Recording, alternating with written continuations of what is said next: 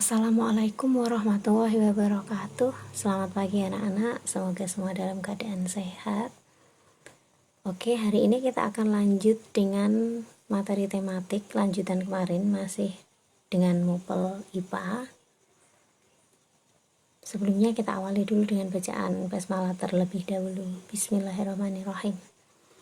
Kalau kemarin kita membahas tentang kalor atau panas ternyata bisa berpindah, yaitu melalui 3 cara: radiasi, konveksi, konduksi.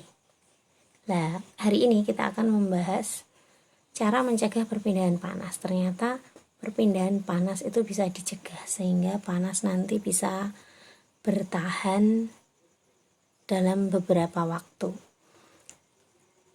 Alat apa yang digunakan dalam mencegah perpindahan panas? Yaitu menggunakan termos.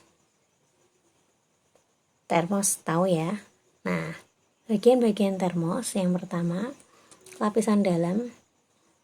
Di dalam lapisan dalam ini terdiri dari cermin perak yang nantinya tujuannya adalah agar panas di dalam termos akan dipantulkan kembali ke dalam sehingga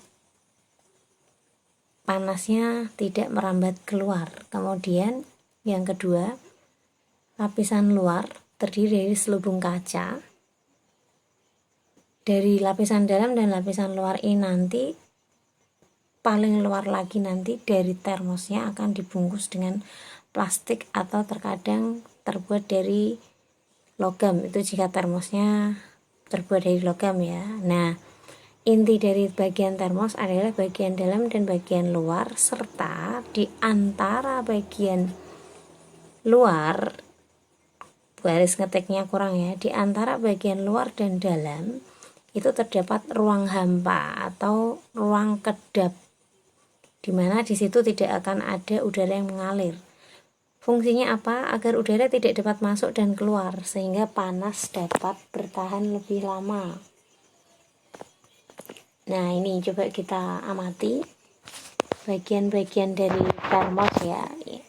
Itu, nah, bagian dalamnya ini terdapat lapisan cermin peraknya. Tujuannya adalah ketika air panas ini nanti mau keluar, dia akan dipantulkan ke dalam lagi, kemudian masih ada lagi di luarnya lagi itu ada selubung kaca,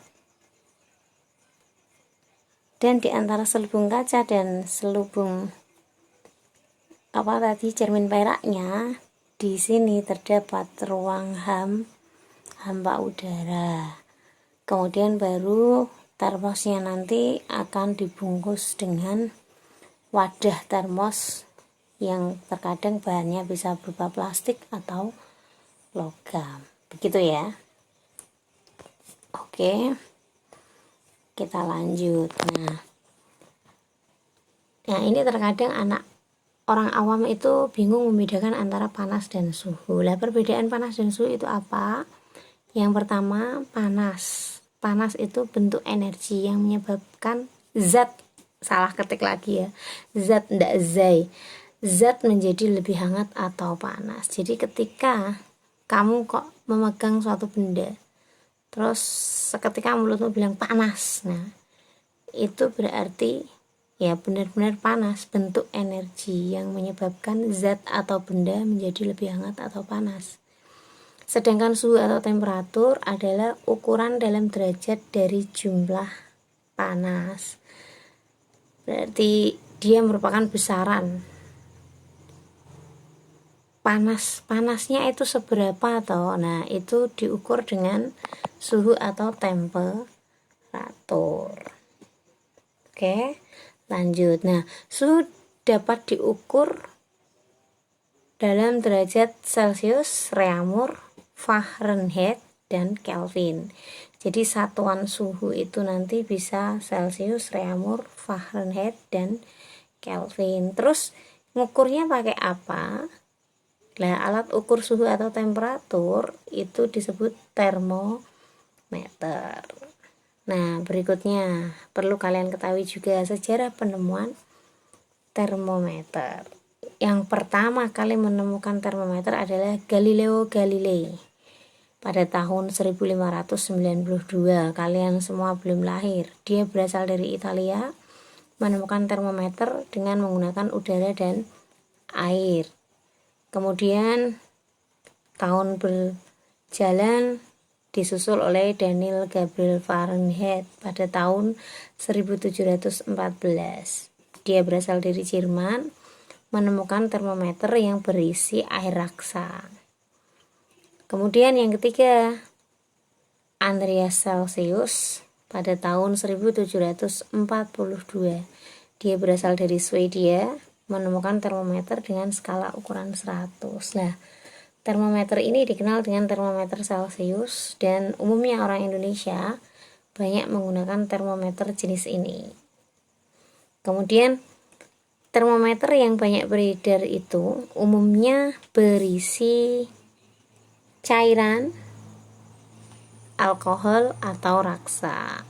Nah, prinsip kerja termometer adalah pemuaian zat cair yang berada di dalam termometer tersebut. Jadi semisal kalian sedang demam, biasanya orang tua kalian meminta kalian mengempit termometer. Di sini yang dimaksud termometer ini tidak termometer digital ya, tapi termometer yang berisi yang manual. Manual itu berarti nunggu sampai terjadi pemuaian, karena tubuh kalian panas ketika kalian mengempit termometernya, dan di dalam termometer itu terdapat cairannya itu dengan suhu tubuh kalian yang panas nanti akan mengalami pemuaian, sehingga yang awalnya tadi suhunya normal seperti suhu ruangan nanti akan naik seiring dengan panas tubuh kalian. Jadi prinsip kerja termometer adalah pemuaian zat cair yang berada di dalam termometer. Mungkin itu dulu pembahasan kita kali ini. Kita tutup dengan bacaan hamdalah. Alhamdulillahirabbil alamin.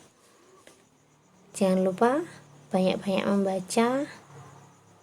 Tidak harus nunggu materi dari Bu Aris, rajin-rajinlah membaca di rumah.